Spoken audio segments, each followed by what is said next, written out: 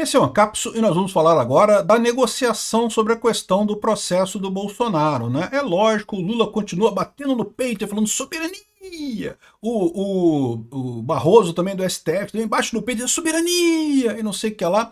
Mas já estão negociando, já teve uma reunião aqui, uma conversa dura com bolsonaristas, dura e ruim, segundo ele, não sei o que lá, mas em que se traçou algumas possibilidades dessa história e parece que o caminho que eles estão falando aqui é jogar o processo para a primeira instância. Vamos entender esse caso aqui. Essa notícia foi sugerida por Light no Rio, é a melhor empresa de energia, Humberto do Lago Norte e várias outras pessoas. Obrigado aí ao pessoal que sugeriu notícias lá no nosso site, no visãolibertaria.com, e obrigado a você que está assistindo o nosso vídeo. Se você gosta do nosso conteúdo, por favor, deixe o seu like e se inscreva aqui no canal, né? Então, como eu falei para vocês, é inevitável, eles vão ter que negociar, não tem alternativa. O pessoal pode gritar, bater no peito e gritar soberania, soberania, soberania, não sei o que lá, mas uma hora vão ter que negociar, não tem outra alternativa, né? E a negociação são nos dois pontos. O primeiro ponto é a questão da lei da censura, que parece que o Alckmin já está conversando. Essa parte é relativamente fácil de fazer. Como eu expliquei para vocês, basta o Congresso aprovar uma regulamentação das redes sociais que seja praticamente restaurar o que era o Marco Civil da internet, ou seja, não botar nenhuma daqueles loucuras que eles inventaram lá do PL das fake news e coisa e tal, e tirar também essa decisão, porque a própria decisão do STF já deixava claro que no momento que o Congresso editasse uma regulamentação das redes sociais, que aquela decisão deixaria de ser válida. Então é só fazer uma regulamentação bem simplesinha mesmo, bem básica, sem nada, que ninguém fica feio na história. O STF pode falar assim, não, mas a nossa decisão foi só mesmo para forçar o Congresso a fazer, então tá tudo bem, tá tudo certo e coisa e tal, e fica as redes sociais aprovada a regulamentação. Lembra que as redes sociais vão ser envolvidas nesse processo, ou seja, vai ter que ser uma lei que respeite a liberdade de expressão, que não gere aquelas dúvidas enormes que a gente tem lá, aquelas questões, não, quem atacar a democracia no Brasil é punido, tem que ser punido automaticamente. O que é atacar a democracia no Brasil, né? Enfim, essa solução é fácil, mas tem o outro problema. O outro problema é a questão do Bolsonaro, do processo do Bolsonaro, que todo mundo sabe que é um absurdo, todo mundo tem certeza que é uma idiotice sem tamanho, que não tem nada, que o que está motivando isso tudo é o interesse de políticos lá em Brasília, particularmente do Dória, mas também de outras pessoas do PSDB ali, da isentosfera toda ali, esse pessoal que quer tentar ser a terceira via em 2026, né? Ou seja, eles sabem que essa pessoa da centro-esquerda, né, o Dória, Alckmin, né, o Eduardo Leite, não sei o que lá, essa turminha toda, sabe que enquanto tiver Bolsonaro, eles têm zero chance, porque do outro lado vai ter o Lula. Então, mas o Lula tá mal nas pesquisas. Por mais que as pesquisas agora recente deu uma subidinha do Lula, eu já expliquei para vocês, é uma subidinha temporária, isso não vai ser persistente, não vai continuar por muito tempo. Agora, no final das contas, em 2026, a terceira via estava toda animada, por quê? Porque o Lula ia estar mal e não ia ter Bolsonaro. Então pronto, beleza, é vez da terceira via, né? Só que agora bagunçou a porra toda. E como é que resolve o problema do Bolsonaro? Eles vão ter que achar uma saída. E parece que, pelo que o pessoal está falando aqui, ó, a Débora Bergamasco está dizendo aqui, ó, em uma conversa tensa, horas antes da aplicação da Lei Magnitsky, aliados de Jair Bolsonaro disseram ao ministro do STF, o Gilmar Mendes, que o meio para estancar a crise entre bolsonaristas e a cúpula do judiciário seria enviar à primeira instância as ações da trama golpista que envolve o ex-presidente. Assim, o STF não precisa anular a ação como um todo, não precisa dizer que erramos e coisa. Não, a gente percebeu, faltou o carimbo aqui, faltou o carimbo de que realmente a decisão do STF, isso tem que ser julgado em primeira instância, o que, aliás, diga-se de passagem, era o que deveria ser o correto, tá? O correto seria julgar em primeira instância. Aliás, tudo relativo a esse processo. Por quê? Porque ninguém tem foro privilegiado nessa história, né? Então, ou seja, eles mantiveram ramagem num negócio que não tem lógica nenhuma, só para dizer que tem uma pessoazinha ali no meio que tem foro privilegiado, e aí todo mundo tem que ser julgado pelo STF, o que é um absurdo. E é um absurdo, inclusive, como eu já expliquei para vocês aqui, para o pessoal que está preso no 8 de janeiro. Por quê? Porque na primeira instância, eles teriam um julgamento muito mais justo, um julgamento muito mais acessível. O que acontece no STF, por exemplo, por que o Clezão acabou morrendo?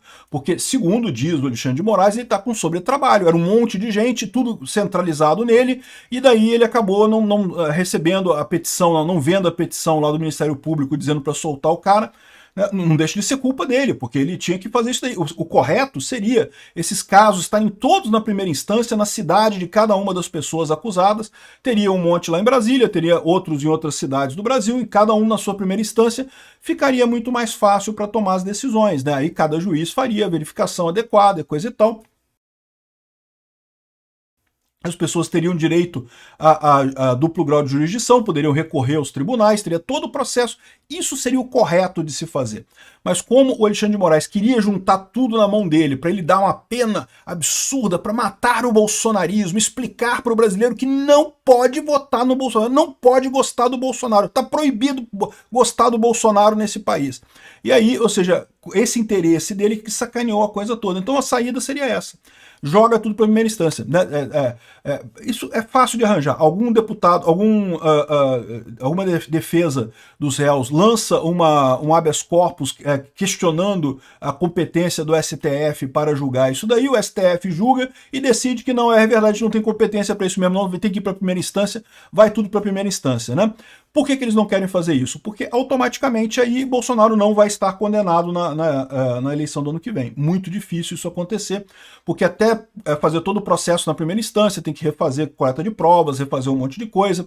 Todos os atos que foram feitos pela instância errada tem que ser revalidados pelos novos juízes, não vale automaticamente. Então, por exemplo, deixaria de valer a tornozeleira do Bolsonaro, deixaria de valer as prisões todas do pessoal. Então, assim, teria um retorno nesse troço. Mas eles poderiam dizer que não, foi só uma coisa incidental, que a gente, né, errou aqui qual era a jurisprudência e coisa e tal, chegamos à conclusão que tem que ser na primeira instância, né? E também, ao mesmo tempo, tiraria o peso do STF de estar sendo tendencioso. Uma vez que está na primeira instância, aí tem um monte de juiz aí. Em que juiz que vai pegar isso? Eu não sei. Corre o risco de pegar num juiz esquerdista e ele manter todas as penas duras do mesmo jeito, continuar do mesmo jeito? Corre esse risco. Mas aí fica mais difícil para o STF ser acusado dessa história. E se cair num juiz desse tipo na primeira instância, quando subir para a segunda instância, aí tem efetivamente o segundo grau de jurisdição. Teria muito mais facilidade de fazer isso, né? Então aqui, ó, parece que essa é a solução que eles vão dar para o caso do Bolsonaro. Não se sabe, tá? Não se sabe, até porque isso aqui foi antes da Lei Magnitsky. Como eu falei para vocês, agora o pessoal está se reunindo lá no Palácio do Planalto para decidir o que vai fazer. Mas eles sabem que tem que fazer alguma coisa, tem que resolver esse negócio, não tem outra alternativa, né? A conversa aconteceu na segunda-feira, dia 28, durante um encontro pedido por Gilmar Mendes. Participaram do jantar o presidente do PL, o Valdemar da Costa Neto, o líder do PL na Câmara, os Tóstenes Cavalcantes, e o líder da oposição no Senado, o Rogério Marinho.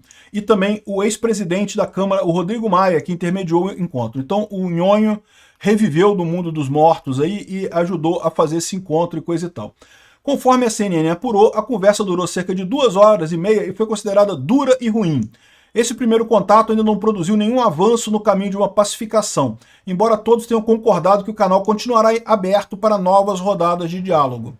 É assim que funciona, vai ter que negociar, vão ter que chegar num acordo, vão ter que fazer alguma coisa, provavelmente alguma coisa nesse sentido aí, e provavelmente rápido, porque enquanto não resolverem esse problema, não vai ter salvação para as outras tarifas que o Trump está aplicando no Brasil, né? E que ainda tem mais risco mais adiante, né? Os senadores encerraram a missão lá nos Estados Unidos com apoio e preocupações, né? Então eles falam aqui que encontraram com um monte de candidato democrata, um monte de políticos democratas, o que é a mesma coisa que nada, a mesma coisa que fazer turismo. E aí tem um republicano lá da região ali de Washington que eles conseguiram se encontrar, mas no final das contas é só isso, né? Agora, eles lembraram do problema que eu já falei aqui para vocês. Os senadores disseram que há uma pressão dos Estados Unidos para que o Brasil reveja suas importações de petróleo, derivados e fertilizantes da Rússia. Tem que parar de comprar óleo diesel sujo de sangue e fertilizante sujo de sangue da Rússia. Nunca deveria ter nem começado a comprar esse troço, né? E aí o pessoal está avisando que tá avisado que algo poderá nos atingir com muito mais força nos próximos 90 dias. Na verdade, segundo o Trump, agora, dia 8, já pode ter essa pancada se eles não derem um jeito de resolver esse tipo de coisa. Eu acho que é uma coisa mais fácil de resolver, porque é só parar de comprar da Rússia, né? Uma coisa óbvia, né? Como eu falei, aliás, critiquei muito o Bolsonaro quanto a isso também, né? Ai, que a gente precisa de fertilizante. Não, não precisa de fertilizante da Rússia. Ninguém precisa de fertilizante sujo de sangue. Tem fertilizante no Canadá, no Marrocos, num monte de lugar. Ah, mas é mais caro. Exato, tem que pagar o preço. Você não vai comprar fertilizante sujo de sangue, que não serve para nada. Então, esse é o problema aqui. Parece que o Brasil vai ter que agora se alinhar nesse aspecto também, né? Aqui, ó. Fertilizantes faltam no mundo inteiro. Ninguém faz o que quer, o que precisa, como deixar de comprar, só se for para parar o agronegócio, não sei o que lá. Não tem fertilizante no mundo todo. Dá para comprar de outro lugar. Não tem essa história. Só sai mais caro. É mais caro. É isso mesmo. Tem que pagar mais caro no fertilizante. Essa é a consequência, né? Enfim, eu estou vendo que o pessoal, essa ação do Trump conseguiu quebrar primeiro a resistência inicial. Estão conversando. Agora, como é que vai ser essa conversa? Se vai dar certo, se vai dar errado, se vai chegar no final, se vai ser um final agradável ou não. Vamos acompanhar, vamos continuar acompanhando. Vamos ver qual é o resultado da reunião hoje lá no Palácio do Planalto. Se é que vai ser divulgado algum resultado, talvez eles nem falem nada. Conversaram entre eles ali, né? Decidiu quem é que vai usar o KY, quem vai ficar de 4, como é que vai ser a coisa. E vamos ver o que vai acontecer nessa história.